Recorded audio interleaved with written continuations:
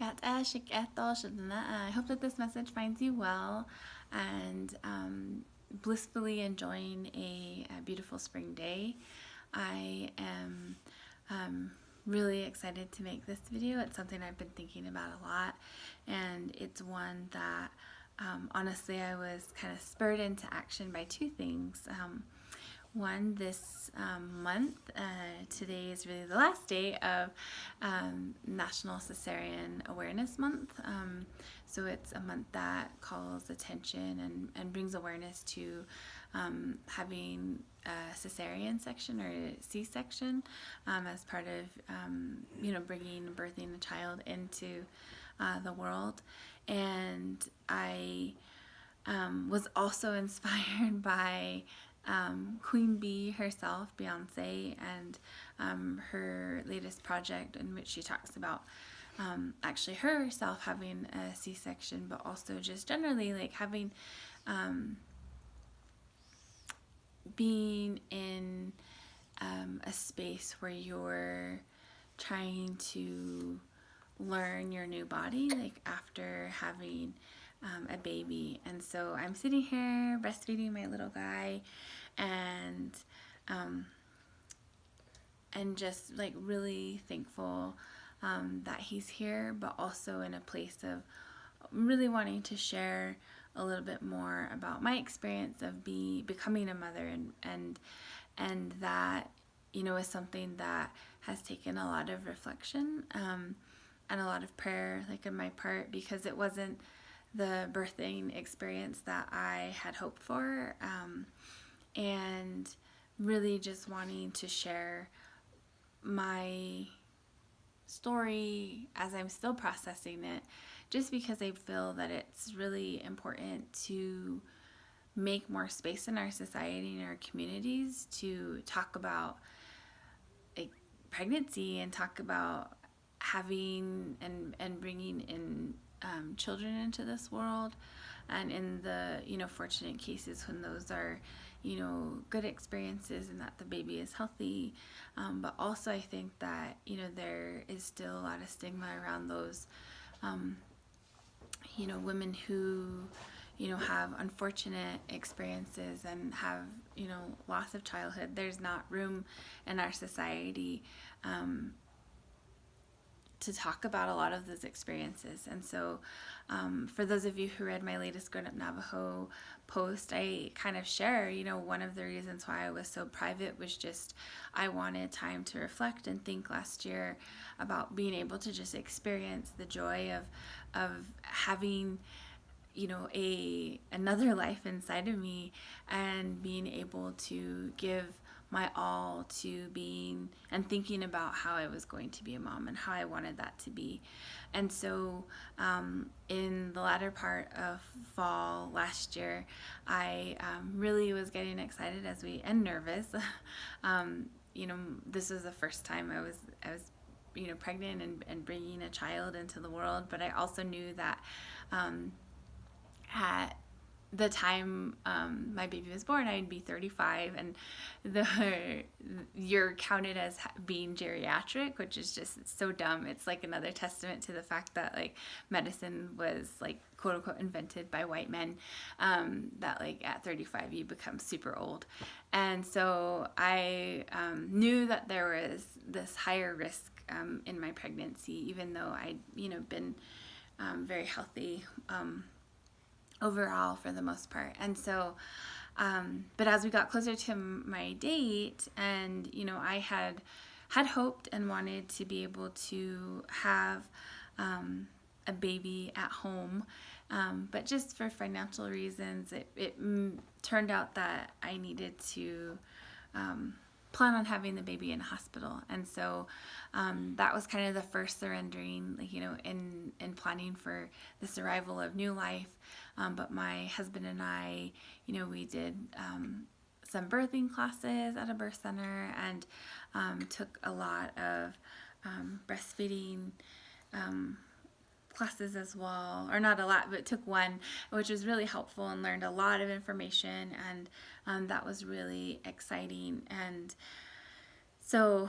I knew that the likelihood, they often said, and we learned in our birth class, that we it's very likely on your first child to be overdue. And so that was kind of what I was anticipating. And so my due date came, and then it went. And then every day, then you know, going for just being aware of like your body and what your body's telling you, and then had sporadic checkups within that time. And so as we got to about a week and a half, we had gone into just do some monitoring, and it was noticed that my fluid in the sac was low. And so this began, the first kind of decision was to then for me to be admitted. And I was admitted, and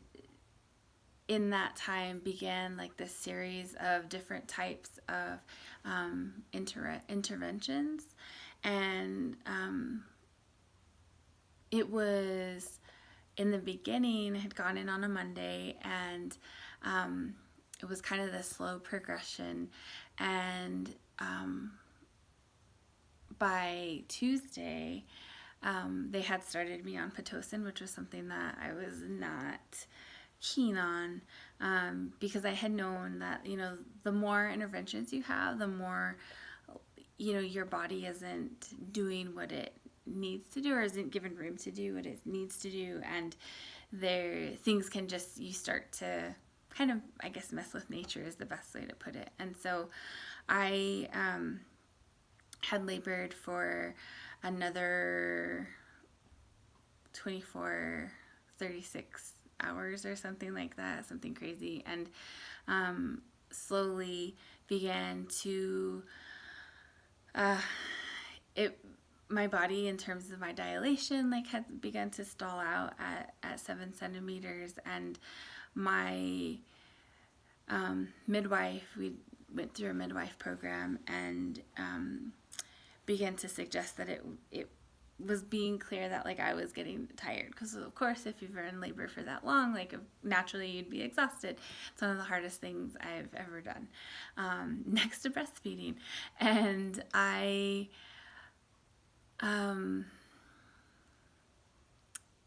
the day, I didn't know that this would be the case, but the morning before my son was born, they had suggested, because I had labored so long, that I was so tired, that it would be helpful that if, you know, I really thought about you know, having an epidural, because that way then I could at least still like push my baby, and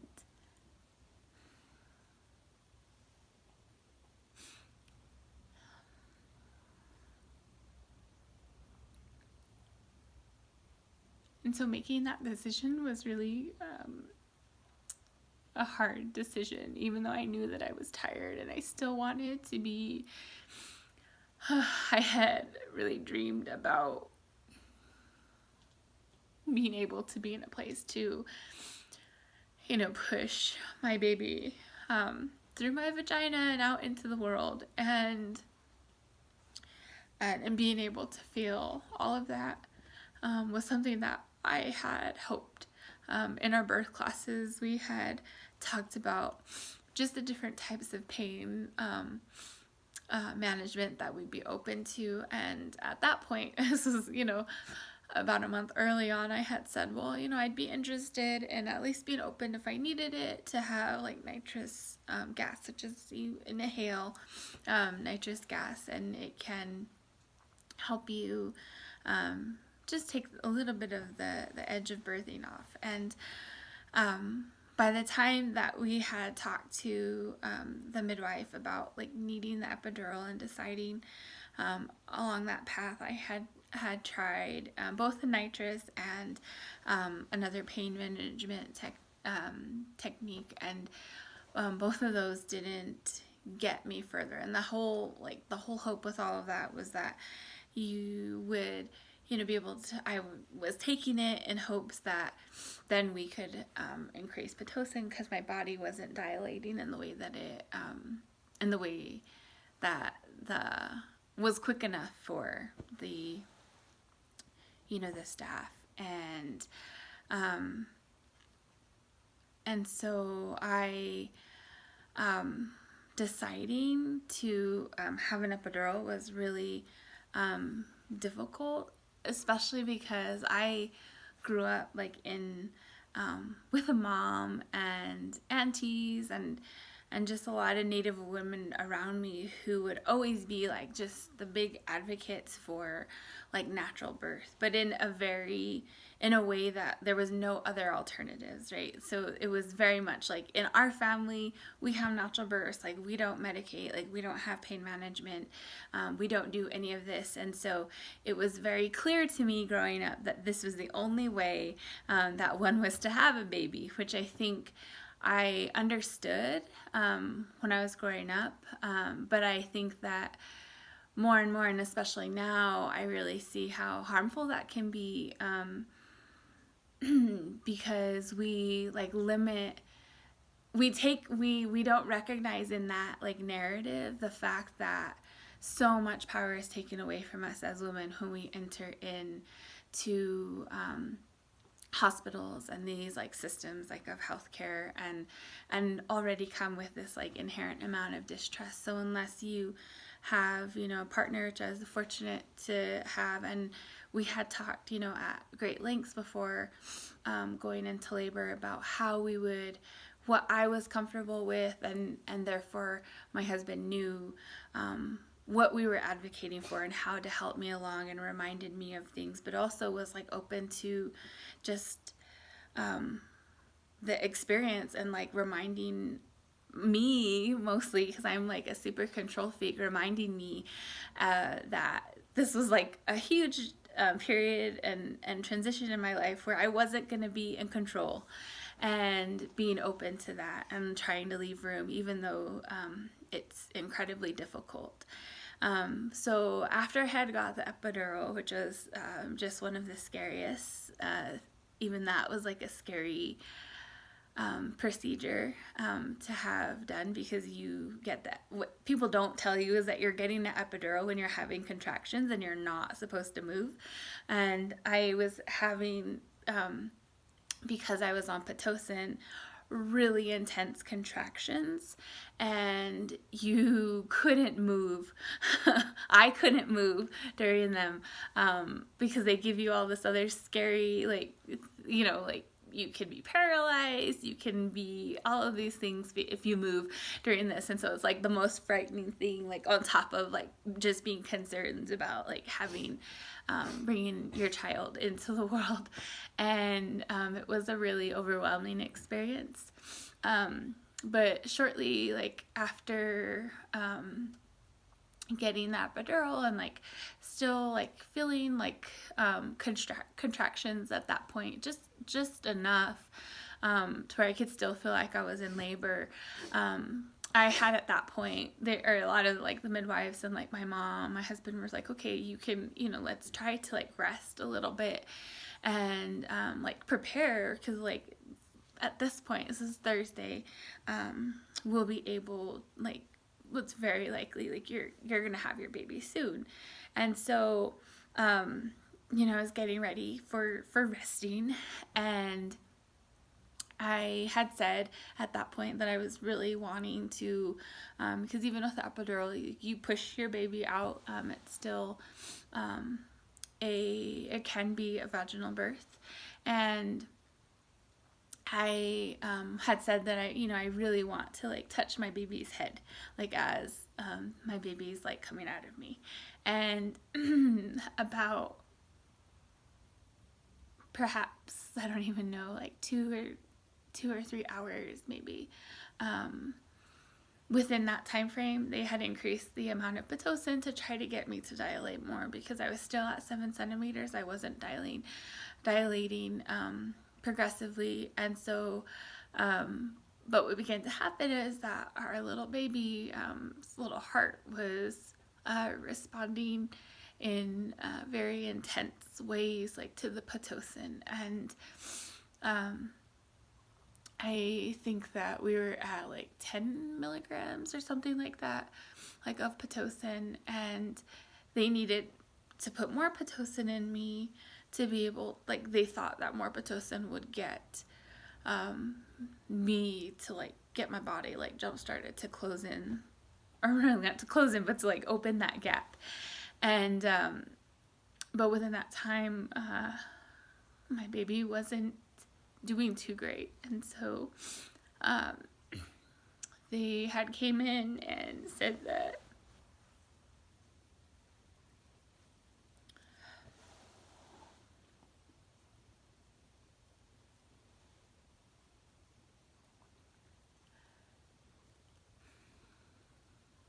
they were suggesting to have a C-section, and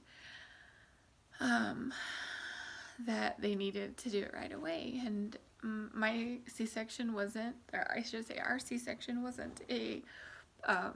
emergency C-section, but it was really scary. Within like minutes of them like letting us know and like us agreeing to it, I was immediately just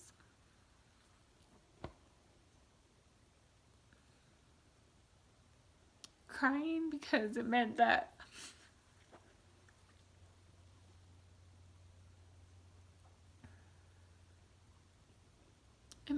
I wouldn't get to feel my baby's head. I wouldn't have a vaginal birth, and that that it wasn't gonna go the rest of the way that I wanted it to. And I was then going into this like other mode, like, so in addition to like feeling like the grief and the sadness, but it was immediately into this like survival mode, because then as soon as that happened, they began to like just mobilize and like prep you. And so my husband was calling my parents and his parents and letting them know that this was what we were doing, and like to come back to the hospital, because we had just let everybody go so they could go get food, and like just anticipating it's going to be a long day and evening. And then they you have to sign all these like papers, and they explain all of these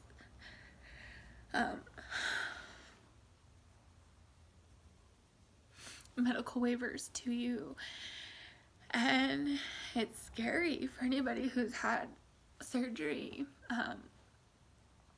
You're basically letting them tell you that these things could result in you not leaving alive. And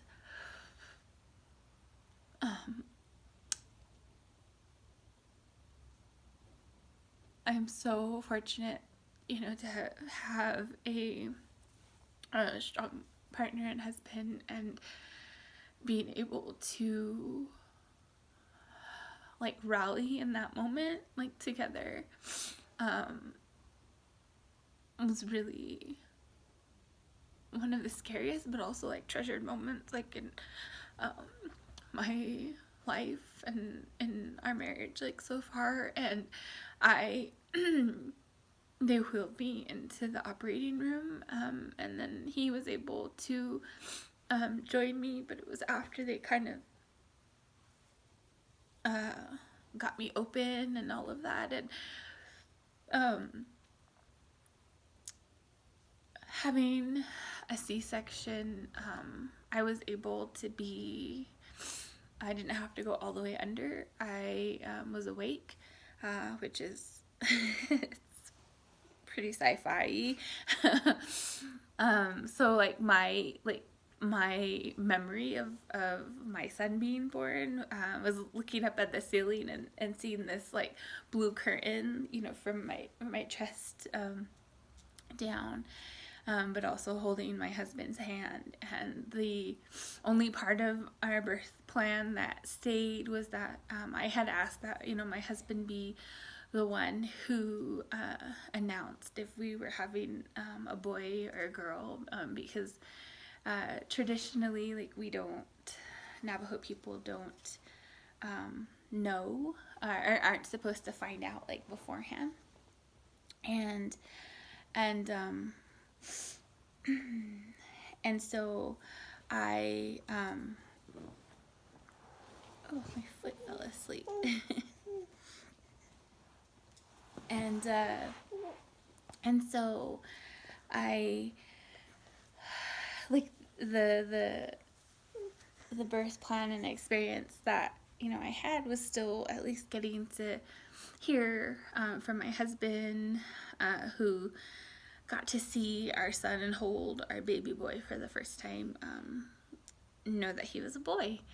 And it wasn't the way that I had wanted, in terms of the sequence of things, but as I've thought about it and like meditated about it since then, I actually believe that the Diandanetta gave me what I wanted. Because when people would ask me, like, do you know if you're having a boy or a girl, and I said I just want a healthy baby, and that's what, like, we were hoping for, is a healthy baby. And we had a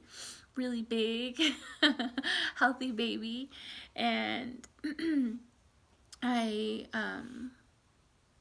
even like the recovery was really hard. It still is really hard, because the C-section is major surgery. I'm still really numb in my incision area. You don't hear a lot about that. I just started running. I literally today completed my second run. I'm near almost to 6 months postpartum, and that feels like a really big accomplishment. And but I have to say, like, that time after having my son was really difficult. I definitely had my share of postpartum depression and just like grief. Like, I was so happy and thankful that like he was born, and I was also so incredibly just devastated that like it wasn't the way that I wanted it to go, and really feeling just so angry at my body for not working the way that I wanted it to. And so I am still like working through that, and I, even though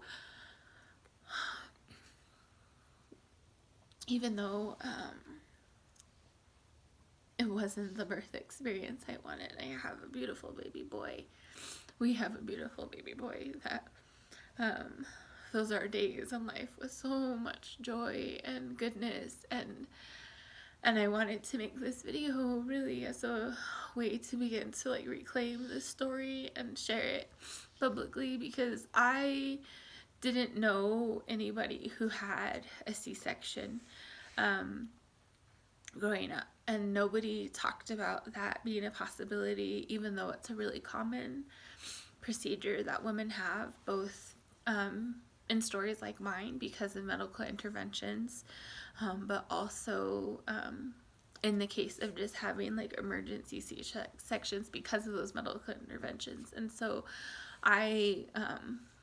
really feel it's important to begin to talk about the birth experiences that we have, and to empower ourselves, and to also say that even when you do the work, I felt so like empowered, and just like pregnancy for me was such an incredible experience because I just fell in love with what my body could do, and that it was growing this baby, and that I could have that experience was just phenomenal, and recognizing that not all people who want that can, and so and yet you can still be in that place of like gratitude and just like joy, and like making sure and you're taking care of yourself and eating the right things and making the best decisions for you both, and at the same time, like, still have a birth experience that goes completely awry. But I think that we need to also, like, allow for the myriad of ways that women have children, that families have children, to be talked about, because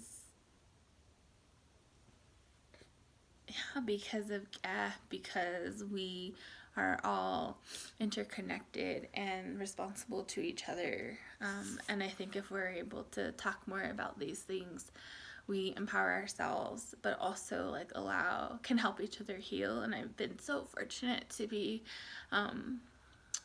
blessed with, like, some incredible Indigenous women around me to confide in and to talk to,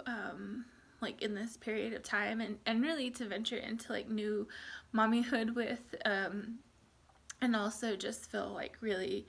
blessed again to, like, have my husband and to be in a place of feeling stronger and having ownership around, like, my birth story. I think that whatever way a woman chooses to have a baby, if any way a family chooses to have a baby, that there's no wrong way, and that we need to make room for them to share if they want to, and also just generally take care of ourselves and each other's, like, for that, because it doesn't make you less of a person for, having your plan not go the way you wanted it to. And so I hope that this sharing is something that, can bring value and understanding, and also just to say that I'm just really grateful to still feel strong, and still have my life and have my baby's life, and to be safely here, and that I trust and am sending love to those of you who have maybe similar stories and journeys, that you begin to find healing and medicine along the way too. So thank you for watching and listening, and I appreciate you all so very much.